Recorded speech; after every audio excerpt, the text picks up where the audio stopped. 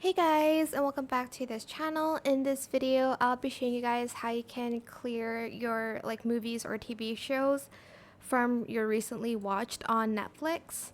So here under continue watching, I guess, you're just going to select it and then you're going to select remove from row, and you're going to tell them why you want to remove it here as well.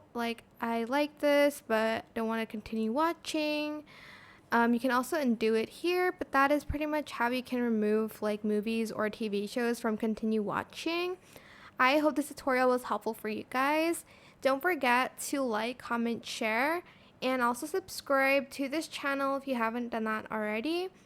If you have any more questions about this video, just leave it in the comment section down below. I will try my best to answer them all for you guys. And if you found this video helpful, please click the thanks button as well.